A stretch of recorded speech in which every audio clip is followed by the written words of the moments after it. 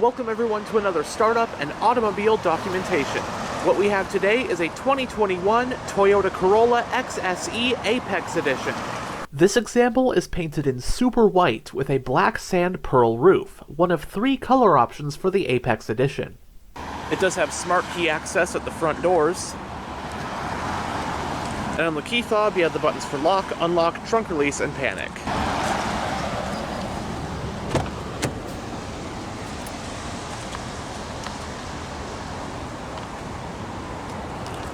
Bottle holders and storage in the front door panels, and your power windows, locks, and mirrors. It has a black interior with soft text seat upholstery. The Apex Edition includes unique bronze accent stitching. It has a fully powered driver's seat with 2-way power lumbar support, and a manual front passenger seat.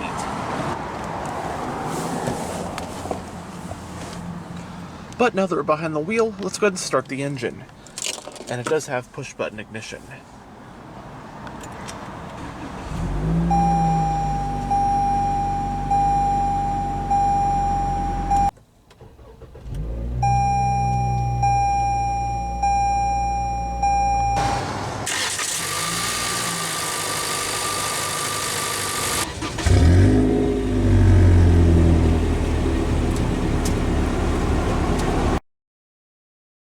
The Apex Edition was a special, limited production version of the Toyota Corolla made for 2021 and 2022.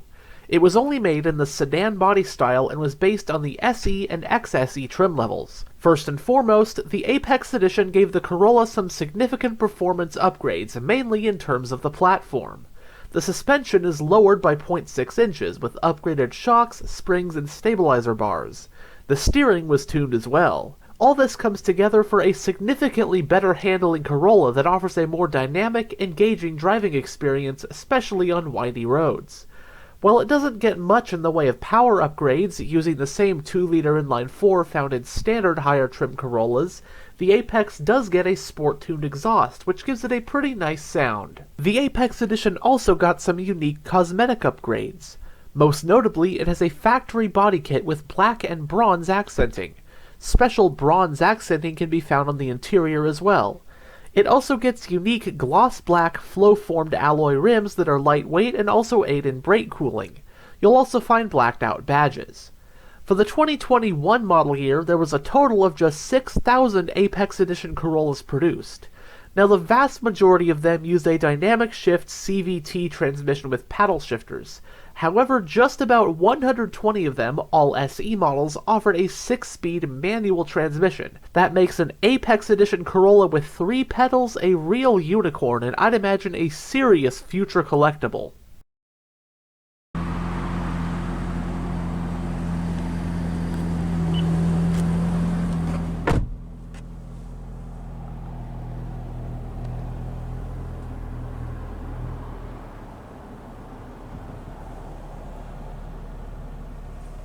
So in the instrument cluster, we have 3 analog gauges, which are your tachometer, fuel gauge, and temperature gauge, with the speedometer and everything else being located in the center in a digital info display, which can be gone through via these controls on the steering wheel. So this is the first menu right here. You have your range, average fuel economy, eco indicator. Then right here, it'll tell you whether you have your lane tracing and cruise control activated or not. Your audio menu, you can toggle your sources, that kind of stuff. Trip computer. You have the settings for your various driving aids. Then your gauge cluster settings and vehicle settings menus. Then finally you have your warnings or messages. With this button you can toggle between your odometer, trip A and trip B. It has a 4-spoke design, leather-wrapped, multifunctional steering wheel. It does have sport grips. For controls, first on this side you have your information display controls, along with your Bluetooth phone button and your voice command button, also your volume. And then on this side you will find your cruise and adaptive cruise controls, including your gap adjust and lane tracing assist. And then you have your audio modes and seek track. Then on the back of the spokes are paddle shifters. And the steering wheel is manual, tilt, and telescopic. You can toggle your auto high beams, panel dimmer, driver's side climate vent, and right here is your exterior lighting stock with your wiper stock on this side.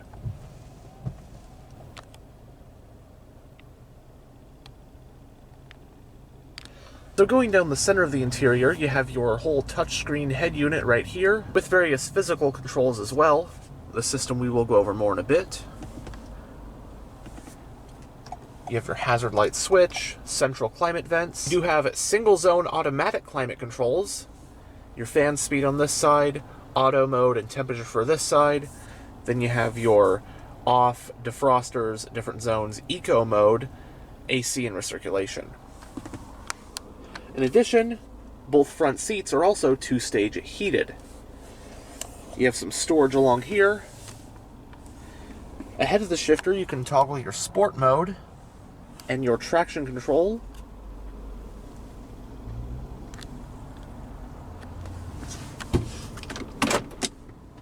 Entering reverse does reveal a backup camera.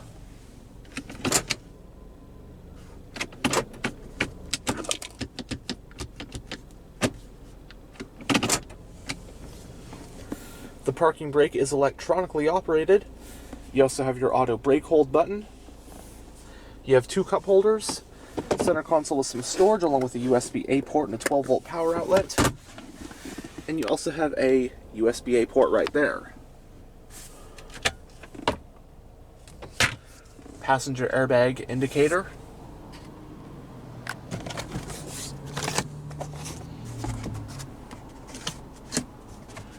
You have vanity mirrors, lights, and extensions for both sun visors. The rear view is manually dimming, grab handles for all four corners. And on the overhead console, you have your reading lamps, roadside assistance, and your power sunroof controls. It is one-touch automatic. Alright, and here's the touchscreen infotainment system in this 21 Corolla XSE. Your physical volume power tuning knobs, also quite a few physical shortcut buttons, including your home, menu, audio, and map, which this one does not have navigation. Then your seek track, phone, and app shortcuts. So we're on the home screen right now. You have your audio info, phone info, and then your trip information, including your range, fuel economy, whatnot. But as for the main menu, which we're on right now, display settings are right there. You have your audio, so your sources are AM, FM, Sirius XM plus Bluetooth audio streaming. Preset station list. And of course your sound settings, equalizer, all that good stuff. Phone pairing, apps,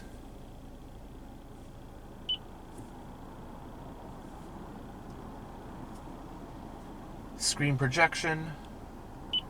Then under info, you have your eco menu, shows you how economically you've been driving. Then your vehicle alert history. Then under setup, you have general settings. You can also change the color theme of the infotainment screen. So right now we have the white and blue, white and black, black and blue, and then black and red. Vehicle settings, quite a lot of different things. Other than that, not too much going on in this system. I think it's quite intuitive, quite easy to get used to.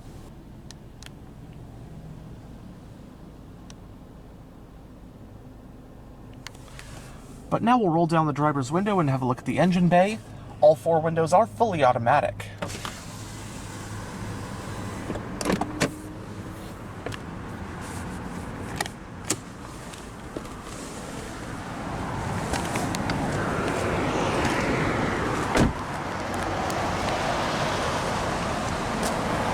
The Apex Edition rides on gloss black painted 18-inch 7 split-spoke flow-formed aluminum rims. I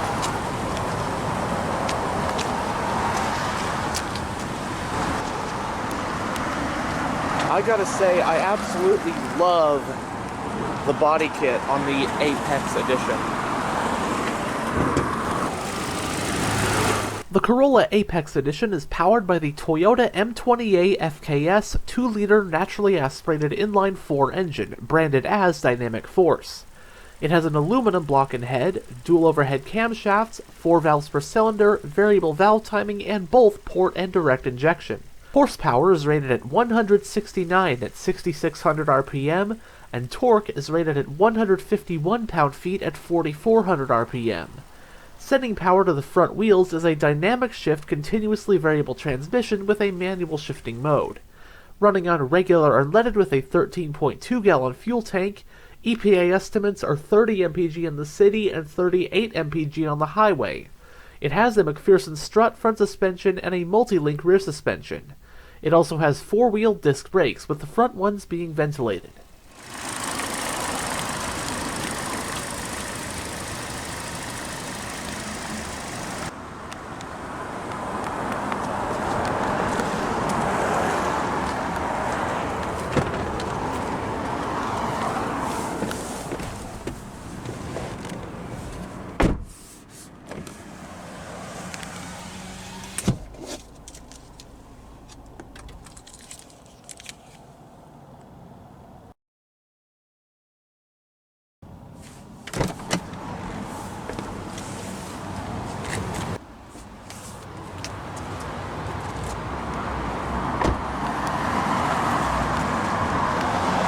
The fuel cap is on the driver's side.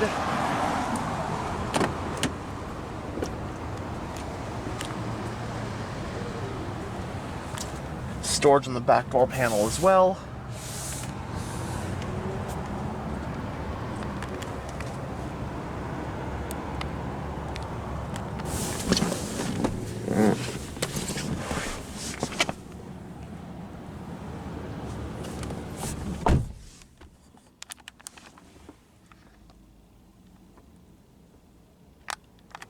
So you have a map pocket on the back of the front passenger seat, a little bit of storage down there.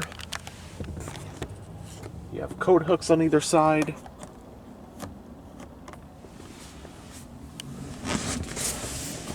And you also have a folding center armrest with 2 cup holders. So as for space, I'm about 6'1", with the driver's seat in a pretty comfortable position for myself. I'm actually quite surprised, because I think this is a pretty decently comfortable back seat, especially because it's a Corolla. It's a compact car. Footroom is not too bad, and legroom is, while not the greatest, it's far from the worst, because my legs are not even quite hitting the seat. And the way the headliner really slopes upward, I actually have just about enough headroom. My head's just about to hit the roof, but not quite. So this is like a back seat I could definitely ride in for quite a while. And if you're even smaller than me, I could see this being a really surprisingly practical, usable back seat. Very impressive, because this is, at the end of the day, a Corolla. So I think this Apex Edition Corolla is pretty cool overall, especially with the limited production numbers and unique cosmetic elements. As a performance car, it's not quite on the level of, say, a GR Corolla or even a Honda Civic Si, mainly because, well, the powertrain is pretty much standard Corolla fare, down to the fact that most of them have a CVT. However, since it's got that stiffer, lower suspension, it really has a lot more of a sport compact feel. Therefore, I think it's a pretty good compromise. You get a much more sporty driving experience compared to a regular Corolla, but without really sacrificing the efficiency, as it still gets almost 40 mpg on the highway, which is great, especially if you use it to commute. I have heard that the Apex Edition does have a pretty harsh ride, but it's to be expected with a suspension tuned for handling. Really, the only real downside for me is just how they made the manual transmission so rare in these, seeing as it's a trim level catered to a more fun, engaging drive. But overall, these are pretty cool in my opinion.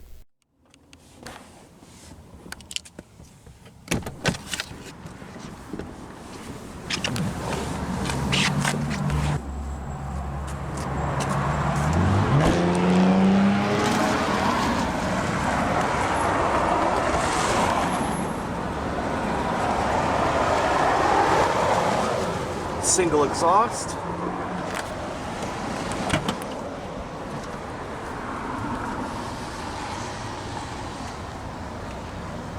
The Corolla sedan provides 13.1 cubic feet of trunk space, which can be expanded on by folding the back seats down.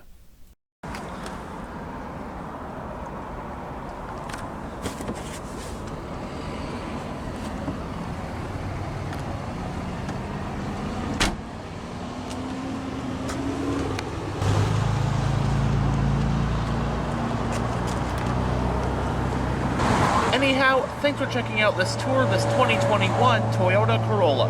And as always, stay on the lookout for future tours.